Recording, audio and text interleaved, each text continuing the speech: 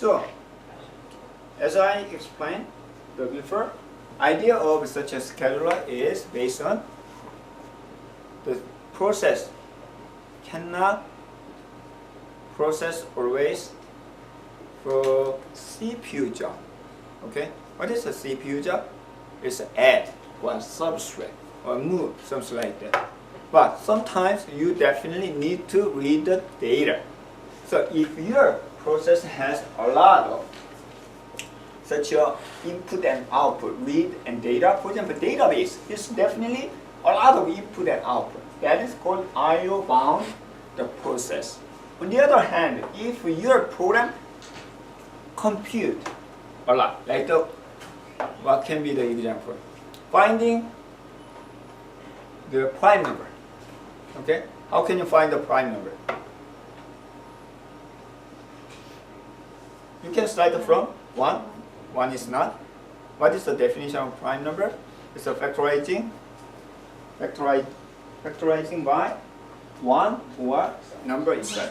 Okay, so which means you can divide by the prime number, previous prime number. So you can start 2. 2 is 1 or 2, then it's okay. 3, 1, 3 is okay, prime number. 4 can be divided by previous prime number 2. You can use previous prime number. At that time, do you need to read the data? Not much. You can proceed from the 1. Also, whenever you find, you can write the data. That's I/O, but not much. You can do forever. Still, some of the computers are looking for the new prime number. It's purely the CPU bound job. So we have such a characteristic. In your laptop, in your computer, some of the processes are I/O bound, some of them are CPU bound. If you have the I/O bound, you can get the benefit of the time share. During the I/O wait, you can call another CPU bound job. Okay.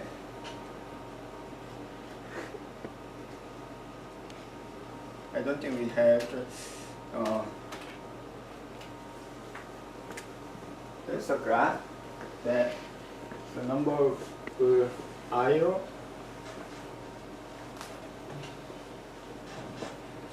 I don't think this is a big one.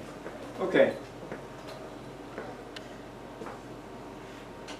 Sometimes there is a medium-term scheduler that can consider both selecting a process into ready queue and also from the ready queue to the CPU at the same time.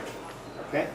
Also, in other words, the entire process can be the partial process can be swapped in and swapped out, but not frequently.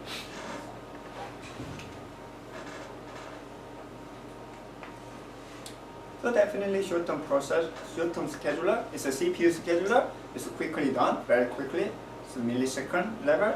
But the long-term scheduler, how many processes will be active to the ready queue? That is sometimes second or sometimes minute, depending on your. So long-term scheduler will determine degree of how many program will be active. Okay.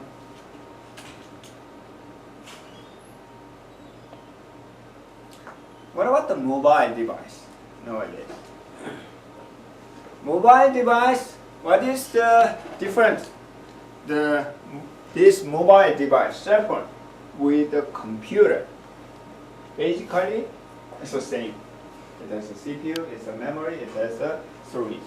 Even though that storage is not the hard disk drive, the traditional hard disk drive, but anyway, it's a phone the computer architecture. It has an operating system, it has the input and output device, even though we use the touchpad, but anyway, input device, and it has the same screen as yours. But problem is, not problem, different thing is resource. Definitely not better than your laptop. Okay? Not faster than your, nowadays it's getting faster, quicker. Do you think that's good? No. Why? How many battery do you have? Definitely your system cannot last all the day. So many of the people actually keep the extra. So if you go to airport, you try to plug in for your power, because the faster the quicker processor you have, the bigger size of the screen you have, the more power you need, definitely. What about the battery power skill? It's like the almost flat comparing to the CPU power or the other computing power. Okay, so if you can develop the battery that can last 1.5 times longer than the current one, I think you will be the Bill Gates. So that is a reason. Also, nowadays battery is very, very important for alternative energy, or how to keep such energy from the alternative energy source like the sun. Cannot last all the day, 24 hours a day, only half of the day. What about the night? Usually night we need such a power. Where do you keep? So battery. So can we keep such a battery? Also battery car, and the battery is very, very, any of the country, I can see all the country in worldwide, they are focusing on the skill and what is that? The technique and the battery, something like that. What about the mobile system in terms of the memory management? Not long time, the early version of the such a cell phone version for iOS version, before iOS version 4, they use only one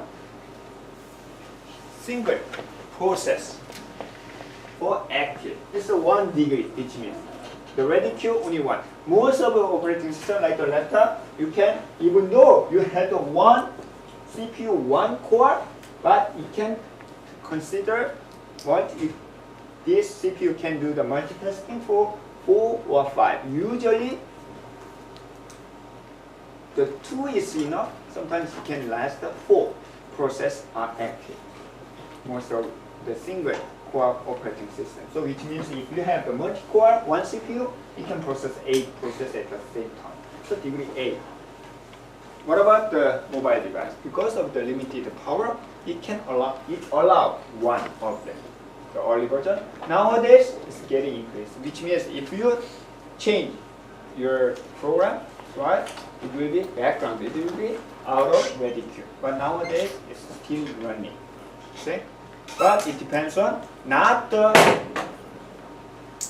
algorithm problem. It will be which problem? Battery power. So that's the key point. We will continue the rest of the process management. He keep asking me.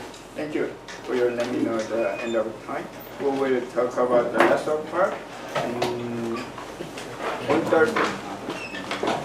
Thursday. Wednesday.